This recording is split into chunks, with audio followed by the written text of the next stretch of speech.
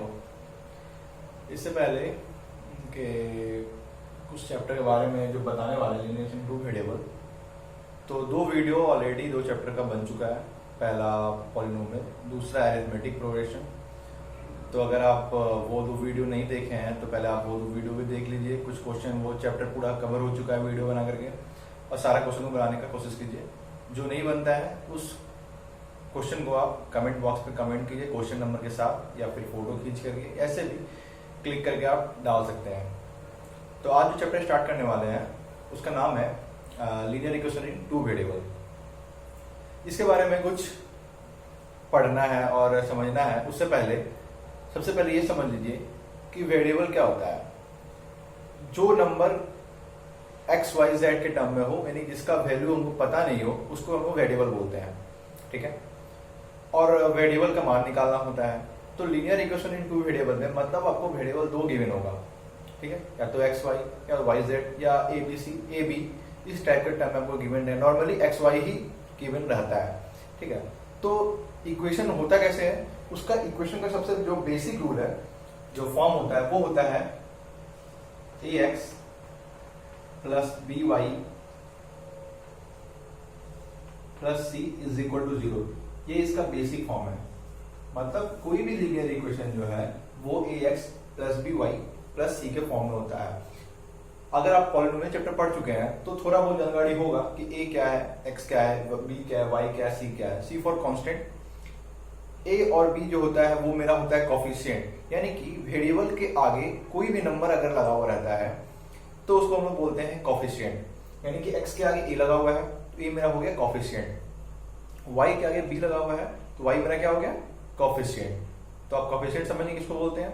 सी for हो गया constant, means जो नंबर बिना एक्स वाई जेड का हो उसको हम लोग बोलते हैं कांस्टेंट। उसका एक नंबर फिक्स होता है, जबकि वेरिएबल का नंबर फिक्स नहीं होता है। यानी कि अगर हम एक्स का मान कुछ रखते चले जाएंगे, 1 2 3 4 नंबर, नेचुरल नंबर में कुछ भी रखते चले जाएंगे, तो उसका वैल्यू तो आपका आते चला जाएगा। तो वो मेरा वेरिएबल होता है, क्योंकि उसका मान हमेशा चेंज होता है, तो उसको इसलिए वेरिएबल बोलते हैं।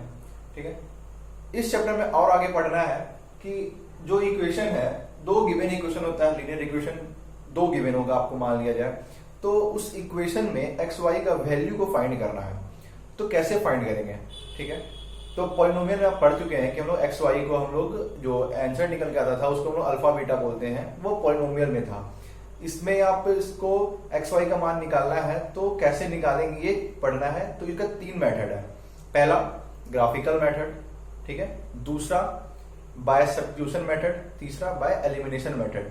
तो नॉर्मली जो मतलब एग्जाम में आया जाता है वो क्वेश्चन जो देगा वो आपको या तो गिवन रहेगा कि by graphical method, by substitution method और बाय एलिमिनेशन मेथड। और अगर ये तीन चीज गिवन नहीं दिया रहेगा तो आपको जिस भी मेथड से आसान लगता हो वो मेथड का आप यहाँ पे यूज कर सकते हैं। तो सबसे पहले मेथड का नाम क्या है, पहला ग्राफिकल मेथड, ठीक है, दूसरा सब्स्टिट्यूशन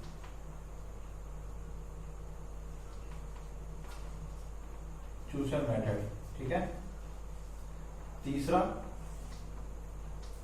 एलिमिनेशन मेथड।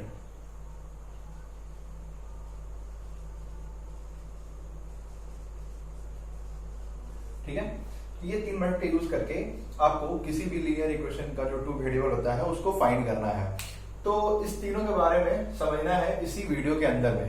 ठीक है, तो सबसे पहले आते हैं ग्राफिकल मेथड पे। तो ग्राफ को समझने से पहले नॉर्मली ग्राफ सबको थोड़ा बहुत तो आता ही होगा। ठीक है, तो ग्राफ को अगर आपको बनाने आता है तो ये क्वेश्चन आपके लिए इजी हो जाता है थोड़ा सा, और नॉर्मली एग्जाम में ग्राफ का क्वेश्चन थोड़ा बहुत कम ही रहता है। तो ग्राफ को समझने से पहले ये समझिए कि ग्राफ वाला जो आंसर जो आपको सॉल्व करना होता है, कि अगर कोई दो इक्वेशन गिवन दिया हुआ है, आप एक एग्जांपल से इसको समझिए, ज्यादा आसानी से समझ पाइएगा एग्जांपल से। या मान लीजिए आपको सबसे पहले तो आप ग्राफ का रूल क्या ये समझिए। अगर किसी ग्राफ कोई एक लाइन है, एक पहला इक्वेशन जो आपको गिवन है वो मान लीजिए a1x plus b1y plus c 1 is equal to 0, ये आपका पहला इक्वेशन है। दूसरा a2x plus b2y plus C2 is equal to 0। ये दो इक्वेशन आपको गिवन है, ठीक है। हमेशा आपको दो इक्वेशन गिवन रहेगा, तब जाकर के आप अगर इक्वेशन का मान निकाल पाते हैं, ठीक है। तो आप यहाँ पे क्या देख रहे हैं कि आपको दो इक्वेशन गिवन है। अब इस दो इक्वेशन से समझना ये रहता है ग्राफिकल मेथड में कि अगर ग्राफ इस दो इक्वेशन को सॉल्व करते हैं, दो का वैल्यू निकाला जाए अलग अलग, तो अगर किसी ग्राफ पे, ठीक है, मान लिया जाए एक एग्जांपल के तौर पे, एक अगर ये पहला वाला का लाइन अगर ड्रॉ कर रहे हैं, वो मेरा लाइन इस तरीके से ड्रॉ हो गया, ठीक है। ये इक्वेशन 1 मान लिया जाए इसको, इक्वेशन 1। तो ये मान लेते हैं ये इक्वेशन 1 का एक लाइन था, ठीक है। यहां से लाइन ड्रॉ हो रहा है, मान लिया जाए ये लाइन हुआ इक्वेशन 2 का, ठीक है। अच्छा समझिए, अगर इसको सॉल्व करते हैं, x का मान रखेंगे तो y का मान, एक एग्जांपल इसके बारे में बताएंगे, वो फिर आप आगे समझ जाइएगा। पहले ये समझिए कि अगर कोई दो लाइन इसका अलग अलग खींचा जाए और अगर किसी एक पॉइंट पे टच हो रहा है, सिर्फ एक पॉइंट पे, ठीक है, तो इसका जो वैल्यू निकल के आता है वो सिर्फ और सिर्फ एक आंसर होगा इसका, मतलब एक्स वाई का मान सिर्फ एक ही होगा ऐसा, जो इस दोनों इक्वेशन को सेटिस्फाइड करेगा। एक्स वाई का मान दोनों में कॉमन होगा, तो इसको हम लोग बोल सकते हैं आप कि सिर्फ only one solution, only one solution, ठीक है। ये पहला टाइप का। दूसरा टाइप का क्या है कि मान लीजिए इसी में ग्राफ है, ठीक है।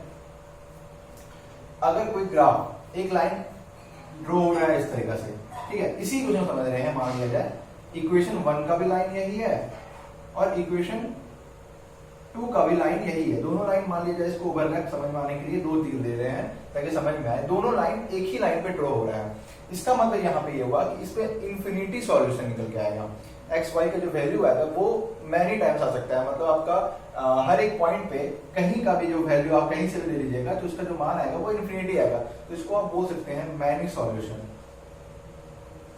मैनी सॉल्यूशन, ठीक है। ये था आपका फर्स्ट टाइप का केस, ये था आपका सेकंड टाइप का केस।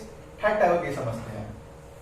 अगर थर्ड टाइप वाले केस में अगर कोई ग्राफ बन रहा है, ठीक है, और ग्राफ मेरा लाइन दोनों आपस में क्या हो जाए, मेरा इस तरीके से मान लिया जाए पैरेलल हो जाए। सबसे पहले तो इसको आप समझ लीजिए, ये y डैश, x डैश, ये x, यहाँ पे वही चीज y x, यहाँ पे भी x, ये y आपका हो जाएगा यहाँ पे y और ये आपका हो जाएगा y, ठीक है। तो अगर ये इक्वेशन 1 और इक्वेशन 2 का ग्राफ लाइन अगर पैरेलल हो जाए तो इसमें एक भी सॉल्यूशन निकल करके नहीं आएगा, ठीक है। तो आप इस तीन को समझिए फिर से स्टार्टिंग से। अगर कोई दो इक्वेशन आपको दिया हुआ है, सबसे पहले इक्वेशन तो गिवन दिया हुआ रहेगा, इक्वेशन को आप ग्राफिकल मेथड पे सॉल्व करेंगे। जैसे ही सॉल्व कीजिएगा तो ग्राफ जो बन करके आया दोनों लाइन का, अगर वो किसी एक पॉइंट पे टच हो रहा है तो जो उसका सॉल्यूशन निकल गया वो ओनली वन सॉल्यूशन होगा। अगर दोनों लाइन एक ही लाइन पे आ जा रहा है, एक ही लाइन पे कॉन्साइड कर जा रहा है, तो इसका मतलब वहां पे इन्फिनिटी नंबर ऑफ सॉल्यूशन निकल जाएगा। तीसरा कि अगर लाइन ड्रॉ करने के बाद वो दोनों लाइन आपस में पैरेलल हो जाए तो उसको हम लोग बोलेंगे मैनी, मतलब नो सॉल्यूशन, इसको हम लोग बोलेंगे नो सॉल्यूशन, ठीक है। चलिए इसको समझ गए, आगे आ रहे हैं इस पे।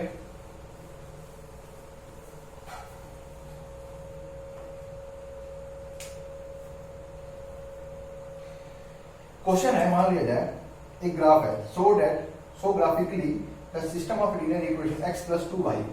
मान लिया जाए पहला इक्वेशन दिया हुआ है x plus 2y is equal to 3, और दूसरा इक्वेशन इसी में दिया हुआ है 4x plus 3y, 4x plus 3y is equal to 2, ठीक है।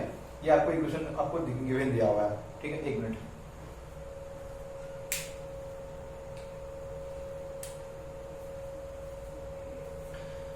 दो इक्वेशन दिया हुआ है x plus 2y is equal to 3, दूसरा इक्वेशन दिया 4x plus 3y is equal to 2। आप लोग को लाइन तो ग्राफ तो बनाना आसान से आता ही होगा, नहीं आता तो आप एक बार समझ लीजिए कि ये होता कैसे है। मान लीजिए फर्स्ट इक्वेशन को सॉल्व कर रहे हैं, तो यहां से जो आएगा x इज इक्वल टू, यहाँ पे आएगा 3 माइनस 2y।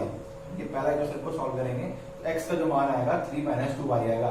अब एक आप यहाँ पे क्या करते हैं कि एक डब्बा बनाते हैं x और y का, मिनिमम कम से कम 3 वैल्यू आप लेना पड़ता है आपको, ठीक है। मिनिमम 3 लेना पड़ेगा। तो यहां से मान लिया जाए अगर आप y का मान अगर आप 1 ले रहे हैं तो यहाँ से x का मान यहाँ पे क्या आएगा, 3 में से 2 जाएगा तो यहाँ पे 1 आएगा, यानी कि अगर x का मान 1 तो y का मान भी 1। फिर अगर x का मान आप क्या ले ले, y का मान आप क्या ले रहे हैं, मान लीजिए y का मान आप ले रहे हैं 0, ठीक है, y का मान 0 ले रहे हैं, तो x का मान क्या आएगा 3 माइनस 0 यानी कि 3, ठीक है। फिर अगर y का मान आप ले रहे हैं, मान लिया जाए 2 ले रहे हैं, तो y का मान अगर 2 लीजिएगा तो यहाँ से देखिए 2 into 2 4, 3 minus 4 is equal to minus 1, तो ये 3 वैल्यू आया। उसी तरीका से आप इक्वेशन 2 का भी सॉल्व कीजिएगा। जब इक्वेशन 2 को भी सॉल्व करिएगा तो आप x बाय y को सॉल्व करिए, यहाँ पे भी 3 लाइन, ठीक है। इक्वेशन 2 को सॉल्व कर रहे हैं, आइए तो यहाँ से इक्वेशन 2 को जब सॉल्व करिएगा तो यहाँ पे भी x का ही मान निकाला जाए, अगर मान लिया जाए तो यहाँ से x का मान आएगा x is equal to 2 minus 3y by 4। फिर आप इसी तरीके से y का मान यहाँ पर रखिए और कोशिश करिए कि मेरा y का मान जो है मेरा पॉइंट में ना आए, ठीक है, फ्रैक्शन में ना आए, ऐसा कुछ टर्म में रखिए कि मेरा y का मान मेरा फ्रैक्शन में ना आए, ठीक है। तो यहाँ से अगर हम सॉल्व कर रहे हैं इस इक्वेशन को, अगर हम x का मान ले रहे हैं, मान लिया जाए यहाँ से y का मान ले रहे हैं 6, तो 6 इंटू 3 कितना होगा 18, माइनस 18 हो जाएगा यहाँ पे, और माइनस 18 में 2 जाएगा, तो यहाँ पे मान लिया जाए x का y का मान ले रहे हैं 6, तो 6 इंटू 3 माइनस 18 और प्लस 2 यानी कि मेरा प्लस 16, और प्लस माइनस 16 को 4 से जब डिवाइड कीजिएगा तो अब इसका मान आएगा आपका माइनस 4, ठीक है। उसी तरीके से y का मान आप ले लीजिए 2, जब y का मान 2 लीजिएगा 3 इंटू 2 6 में से 2 पॉजिटिव चला जाएगा तो हो जाएगा माइनस 4, और माइनस 4 को जब 4 से डिवाइड करिएगा तो ये आपका इसका वैल्यू आएगा माइनस 1। फिर माइनस 2 लीजिए, जब माइनस 2 लीजिएगा तो इसका वैल्यू आएगा 2। तो यहाँ से आप देखिए x और y, ये आपका पहला इक्वेशन का मतलब आंसर आया x y का लेकर के अपने से, और ये दूसरा वाला का आया। अगर इसका हम ग्राफ बनाते हैं तो ग्राफ मेरा कैसे बनेगा, एक बार ग्राफ छोटा सा स्पेस पे ग्राफ को बना रहे हैं, थोड़ा समझने की कोशिश कीजिएगा इसमें, ठीक है। y का मान 6 गया ना, तो इसको थोड़ा सा यहाँ समझिए,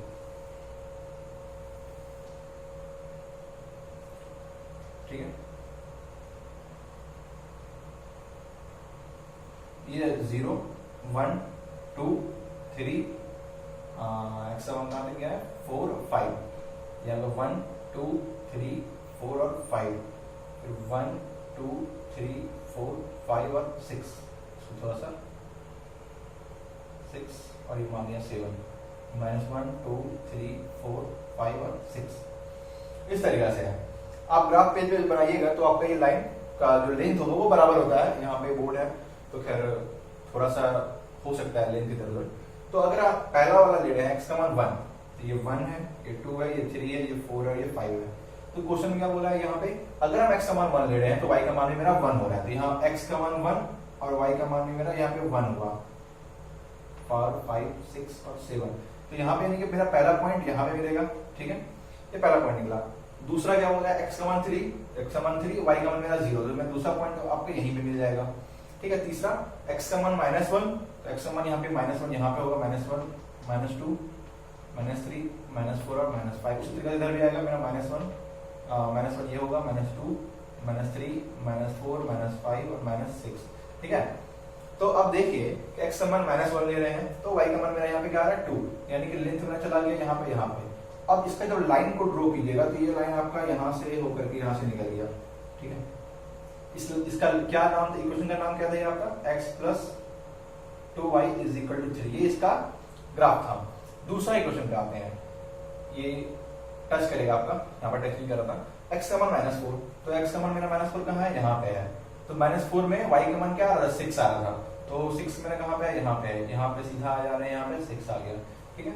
दूसरा x का मान -1, तो मेरा y का मान मेरा क्या है 2 है, तो x का मान -1 y का मान मेरा 2 ये यहीं पे टच हुआ, ठीक है।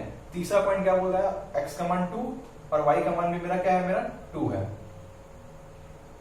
x का मान 2, y का मान -2, यानी कि यहाँ पे लाइन जा रहा है, ठीक है, यहाँ पे आगे में। तो इसको जब ड्रॉ कीजिएगा तो यहाँ देखिए ये डॉट और ये डॉट को मिला करके ये लाइन आपका यहाँ से निकल गया, ठीक है। ये पहला डॉट था, ये दूसरा डॉट था, यहाँ पर तीसरा डॉट था मान लिया जाए। और इसका जो ग्राफ का लाइन है, ये नाम है, ये है आपका 4x plus 3y is equal to 2। तो दो ग्राफ बना यहाँ पे, दो लाइन का, और दोनों लाइन को आप देखिए कहाँ पे टच हुआ है, तो इस पॉइंट पे टच हुआ है। इस पॉइंट का नाम क्या है, मान लिया जाए इस पॉइंट का नाम हम ले रहे हैं ए पॉइंट, ठीक है, इसका नाम क्या है, तो मैं इसका नाम है -2 और 2, -2 और 2, यानी कि ए पॉइंट जो मेरा निकला उसका जो वैल्यू है -2 और 2, जो दोनों में मेरा क्या है कि ये बराबर पॉइंट पे मेरा आ जा रहा है। एक्स का मान -1 और 2, -1 और 2 है, एक्स का मान -1 और 2, यहाँ पे ये लाइन ऐसे गया था -1 और 2 पे। तो आप यहाँ पे ये समझिए कि x और y में इसका सिर्फ और सिर्फ एक ही सॉल्यूशन निकलेगा, वो है मेरा x का मान यहाँ पे 1 दोनों पे रखेंगे, और अगर y का मान दोनों पे 2 रख दिया जाए तो दोनों इक्वेशन को ये सेटिस्फाइड कर जाएगा। इसका मतलब यही होता है कि आप ग्राफ के मेथड यूज करके आप इसको निकाल सकते हो। तो ये थोड़ा लेंदी होता है और थोड़ा बनाने में टाइम भी लगता है, तो नॉर्मली आप ग्राफ समझ के बनाना कैसे होता है, ठीक है। दूसरा वाला जो इसमें समझना है मेथड, वो है सब्स्टिट्यूशन मेथड, ठीक है। इसको समझते हैं, एक मिनट इसको नोट कर लीजिए।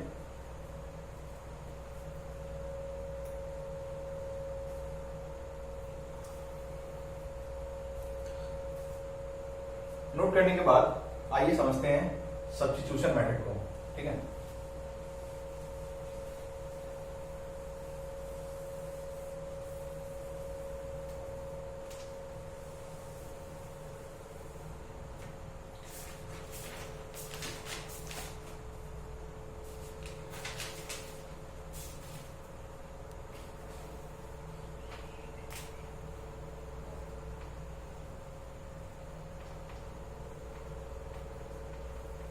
सब्स्टिट्यूशन मेथड, ठीक है। इसमें क्या करना होता है, इसमें बस ये करना होता है कि किसी इक्वेशन 1 का या 2 का, जिसका मन हो आपको, ठीक है, किसी भी इक्वेशन का x का वैल्यू को निकाल करके या y का वैल्यू को निकाल करके दूसरे वाले इक्वेशन में आप उसको पुट कर दीजिए। तो जो इक्वेशन आएगा वो एक टर्म में बन जाएगा, या तो x के टर्म में बन जाएगा वो नंबर, या तो फिर y के टर्म में बन जाएगा। तो आपको जैसे इच्छा हो आप कर सकते हैं, कोई इसमें पाबंदी नहीं होता कि आप x को ही निकाले या y को निकाले, जैसा मन आपको करने का आप कर सकते हैं, ठीक है। करने के बाद जब इक्वेशन एक टर्म में आ जाएगा, चाहे x चाहे y, तो आप फिर x का मान पहले निकालिए चाहे y का मान पहले निकालिए, आंसर आपका दोनों में बराबर ही आएगा। इसको समझिए आप एक एग्जांपल से। मान लिया जाए पहला इक्वेशन है, क्वेश्चन क्या बोला, मान लिया जाए एग्जांपल है, एग्जांपल दे रहे हैं 2x + y = 7, ये पहला इक्वेशन। दूसरा 4x माइनस क्या है 3y, 4x - 3y = -1, ठीक है। पहला है 2x + y = 7 और दूसरा है 4x - 3y = -1। ये दो इक्वेशन है। अब इसको सॉल्व कैसे करना है, पहले ही बता चुके हैं कि यूजिंग सब्स्टिट्यूशन में क्या करना है, किसी एक इक्वेशन को फर्स्ट हो चाहे सेकंड हो, उसमें से x या y का मान निकाल करके आप दूसरे वाले इक्वेशन पर रख दीजिए, तो जो वैल्यू आएगा वो आपका x के टर्म में या y के टर्म में आ जाता है, ठीक है। तो चलिए हम इसमें देखते हैं। यहाँ पे इसमें मान लिया जाए हम y का मान निकाल रहे हैं, तो इसका यूज करें हम, ठीक है। y = यहाँ से लिख सकते हैं आप 7 - 2x। समझने में कहीं कोई दिक्कत कुछ नहीं होना चाहिए। ये y = ये 2x को सिर्फ उधर भेज दिए, चूंकि 2x पॉजिटिव था उधर जाके ये मेरा निगेटिव हो गया। यहाँ पे हम y का मान निकाल रहे हैं, y = फर्स्ट इक्वेशन से क्या होगा, कुछ लोग x का भी मान निकाल सकते हैं, तो वो क्या होगा, अगर हम x का मान निकाल रहे हैं तो यहाँ पे x = आएगा, सबसे पहले तो 2x = यहाँ लिखिएगा 7 - y, फिर x = लिखिएगा 7 - y / 2। तो हम ये वाला यूज नहीं किए, इसलिए नहीं किए कि यहाँ फ्रैक्शन का टर्म है, कोशिश करिए फ्रैक्शन, डेसिमल और ये सबसे बचने का, ठीक है, जहां तक हो सके इससे बचने की कोशिश कीजिए। तो इसलिए हम y = 7 - 2x को निकाल चुके हैं, ठीक है। तो इसको ही सॉल्व करें, अगर किसी को मन हो तो आप x का इसका मान रख के भी निकालिएगा, दोनों का मान एक ही आएगा, कोई ट्राई करके भी देख लीजिएगा फिर इसको। तो y = 7 - 2x का यूज किए, इसको क्या कीजिए पुट कर दी सेकंड वाले इक्वेशन पे। तो यहाँ करना क्या है, सब्स्टिट्यूट करना है, या फिर put the value of y in equation 2। Equation 2 पे इसका मान को रख देना, सिंपल 4x - 3 इंटू y का मान क्या है, यहाँ पे देखिए y था और y का मान निकाल चुके हैं 7 - 2x = -1। सॉल्व करिए, सॉल्व करने पे यहाँ पे आएगा 4x - 21 + 3 × 6 = -1।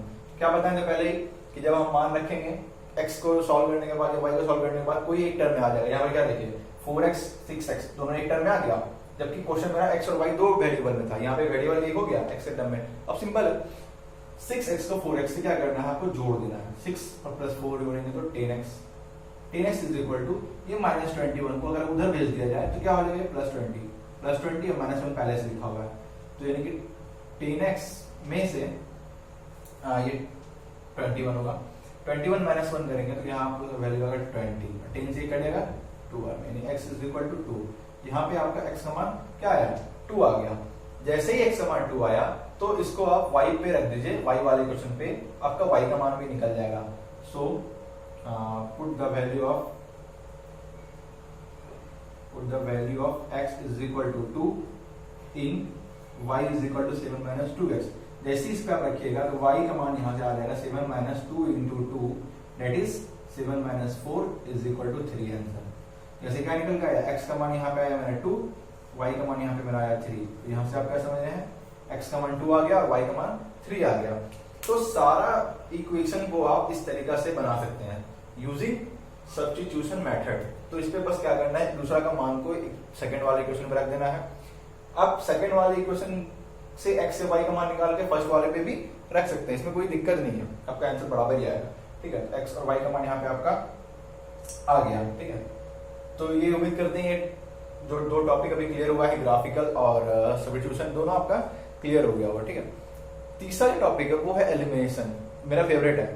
ठीक है, जल्दी क्वेश्चन बन पाता है उससे और बनाने में ज्यादा आसान होता है, सबसे ज्यादा समझ में आसानी से वही आने वाला है। थोड़ा सा ये लंबा जाता है, वो लंबा जाता भी है, लेकिन अगर वो लंबा जाता है तो आसान से समझ में आता है। तो समझ में बस आना चाहिए, चाहे वो कितना भी भारी ही क्यों ना हो। ठीक है, तीसरा आते हैं एलिमिनेशन वाले पे।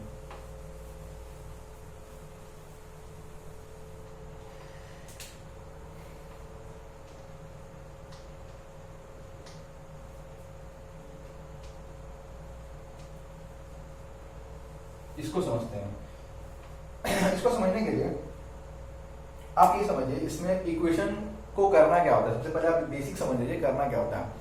एलिमिनेशन आप 9 में भी पढ़े होंगे, ये 10 का चैप्टर है। तो बस x को इक्वल करते हैं या y को इक्वल करते हैं, x से x काटते हैं, y का मान निकालते हैं, y का मान निकालने के बाद x वाले पे पुट करते हैं और x y का मान मेरा नॉर्मली निकल जाता है। तो यही बेसिक है इसका। अब इसको समझेंगे एग्जांपल के थ्रू। अगर आप इसको फर्स्ट वाले एग्जांपल से ही देखें या सेकंड वाला एग्जांपल देखते हैं इसका। ठीक है, एग्जांपल ले रहे हैं इसका, मान लिया जाए फर्स्ट 10x + 3y। क्वेश्चन है 10x + 3y, सब में वही है, x y का मान निकालना है। ठीक है, 10x + 3y = 75। दूसरा है 6x - 5y, 6x - 5y = 11। ठीक है, तो आपका क्वेश्चन दिया हुआ है।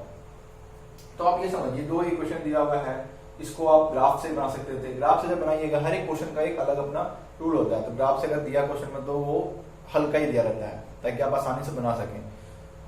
इसको आप एलिमिनेशन से बनाने जा रहे हैं। ठीक है, तो यहाँ पे करना क्या होता है, या तो आप x वाले टर्म को बराबर कीजिए, ठीक है, या तो आप y वाले टर्म को बराबर कीजिए। जैसे ही दोनों को एक टर्म बराबर होगा तो सेकंड टर्म का मान मेरा खुद ब खुद निकल जाएगा। और अगर बराबर नहीं है तो आपको बराबर करना होगा।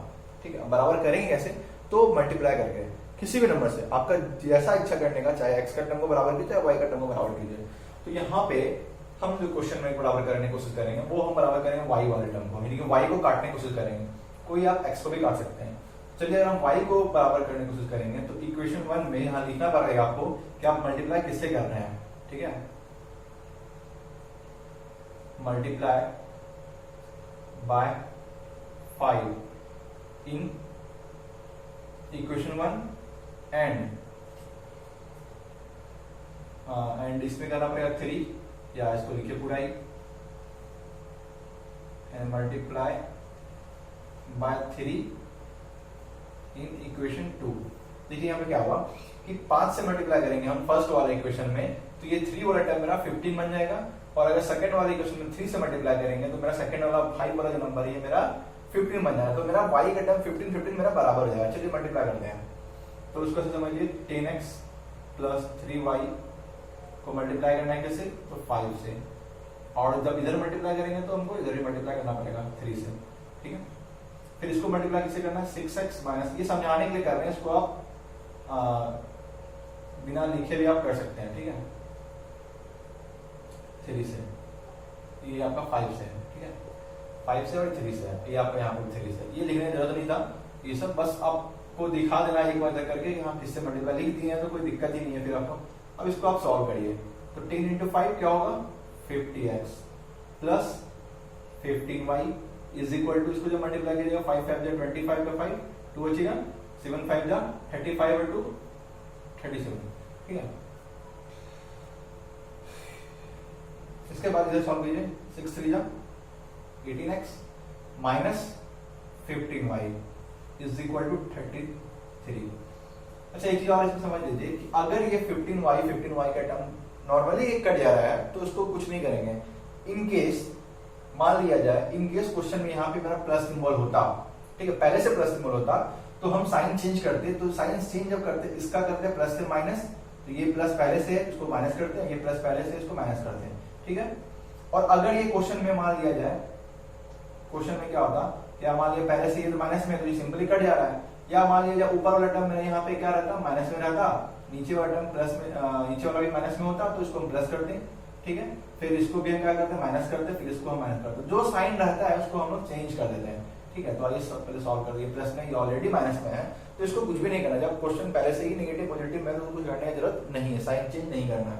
तो 15y से 15y यहाँ पे कैंसिल हो गया, ठीक है, बाकी जो नंबर जो वो आपस में जुड़ जाएगा, जब इसको जोड़ेंगे तो कितना होगा 50 प्लस 10 60 और 8 जोड़ेंगे तो 68x इज इक्वल टू, इसको जोड़िए 5 3 8 7 3 10 3 और 4, तो यहां से जो x इज इक्वल टू आएगा 408 डिवाइडेड बाय 68, और इसका मान जो आएगा वो आपको आएगा 6, ये आपका 6 बार में कट जा रहा है, ठीक है।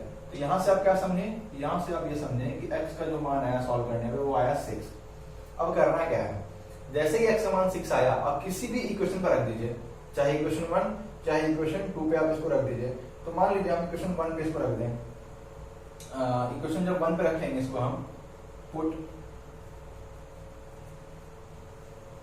The value of x is equal to 6 in equation 1, आपका मर्जी 1 या 2 पे किसी पे भी आप रख सकते हैं, इससे कोई प्रॉब्लम नहीं है, ठीक है। तो 10 into 6 plus 3 into y is equal to 75, बस इसको सॉल्व करना, ये सब आपको आता ही होगा। तो यहां से 3y इज इक्वल टू जो आएगा मान 75 और 10 इंटू 60 उधर जाके घट जाएगा, 60 घटाइए इसको कितना आएगा 15 आएगा, तो 3y इज इक्वल टू 15, तो यहां से 3 से 5 कट गया तो y इज इक्वल टू यहां से आया आपका 5, ठीक है, यहां से y इज इक्वल टू क्या निकल आएगा 5। तो ये यही आपको समझना था कि x और y का मान निकालना है, चाहे वो ग्राफ से निकालिए, चाहे वो आप सब्स्टिट्यूशन का यूज कीजिए, चाहे आप एलिमिनेशन का यूज, तो ज्यादा आसान आपका एलिमिनेशन ही होता है समझने के व्यू से, कि जल्दी बन पाता है, इंटू करना होता है, सिंपली x से y को बराबर करते हैं और सारा क्वेश्चन आपका बन जाता है। तो मेरे ख्याल से आपका ये चैप्टर है linear equation in two variables, अगर आप एनसीईआरटी बुक से बना रहे हैं तो भी बन जाएगा, आरएसएम वाली बुक का यूज कर रहे हैं तो भी बन जाएगा, कोई भी बुक से बना रहे हैं लगभग सारा क्वेश्चन इससे आपका बन जाएगा। कुछ क्वेश्चन ऐसा इसमें आएगा जो फ्रैक्शन के टर्म में होगा, 1 बाय के टर्म में होगा, या फिर आपको पॉइंट के टर्म में होगा, डेसिमल के फॉर्म में।